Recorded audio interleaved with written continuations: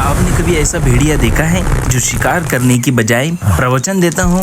और क्या आपने ऐसा गधा देखा है जिसने अपनी जान बचाने के लिए खुद यमराज ही को चकमा दे दिया? अगर नहीं देखा है तो आज ये कहानी सिर्फ आपके लिए है।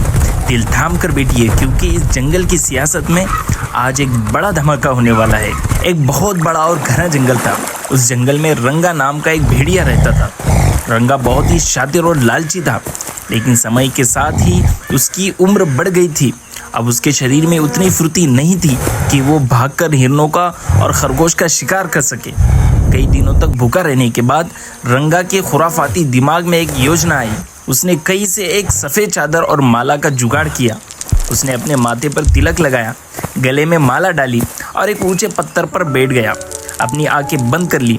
वो ज़ोर ज़ोर से शांति शांति का जाप करने लगा। धीरे धीरे जंगल के जानवरों को यह खबर फैल गई कि रंगा भेड़िया अब सुधर गया है, वो महात्मा बन गया है। उसी जंगल के किनारे एक धोबी का गधा भोला अक्सर घास चरने आता था। नाम तो उसका भोला था, लेकिन वो दुनियादारी की अच्छी समझ रखता था। एक दिन भोला घास चरते हुए जंगल के भीतर चला गया तो उसकी नज़र उस ढोंगी भेड़िए पर पड़ी। सारे जानवर, छोटे बड़े, खरगोश, गिलहरियां और कुछ मासूम बकरियां चारों ओर जमा थे। भेड़िया बड़ी मीठी आवाज में कह रहा था, मेरे प्यारे भाइयों, मैंने जीवन भर पाप किए, लेकिन अब मुझे ज्ञान प्राप्त हो गया है। अब मैं किसी जीव को नहीं मारूंगा।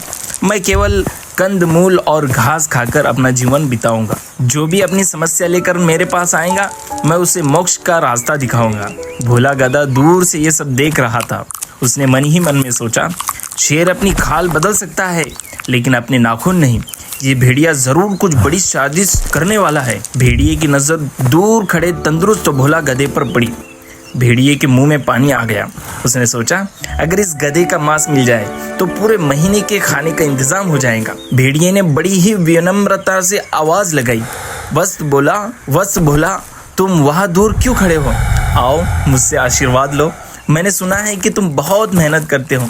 आओ मैं तुम्हें विश्राम करने का एक गुप्त मंत्र सिखाता हूँ। भोला समझ गया कि जाल बिछाया जा चुका है। उसने भी नाटक करने का फैसला किया। वो लंगड़ते हुए भेड़िए के पास पहुंचा और बोला, महाराज, आप जैसे महात्मा के दर्शन पाकर मैं धन्य हो गया। मैं तो खुद आपके पास आने चाहता था, लेकिन क्या बताऊं, मेरे पिछले पैर में एक बहुत बड़ा कांटा चुभ गया है। दर्द के मारे मेरी जान निकल रही है। भेड़िए ने सोचा कि ये तो सोने पर सुहागा है।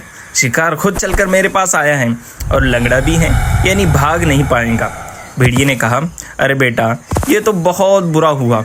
लाओ मुझे अपना पैर दिखाओ, मैंने अपने जादुई मंत्रों से तुम्हारा कांटा निकाल देता हूँ। जैसे ही भेड़िया भोला के पास पिछले पैर के पास गया और कांटा देखने के लिए नीचे झुका, भोला ने अपनी पूरी ताकत बटोरी।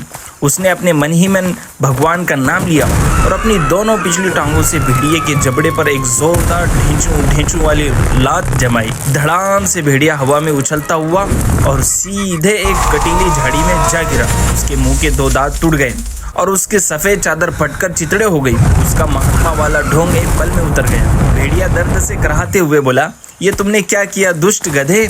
भोला गधा हंसता हुआ बोला, महाराज, वो कांटा नहीं था, वो तो मेरी तरफ से आपकी दुर्दशा का इनाम था। आप घास खाने की बात कर रहे थे, लेकिन आपकी आंखों की भूख साफ बता रही थी कि आप मेरा मांस खाना चाहते थे।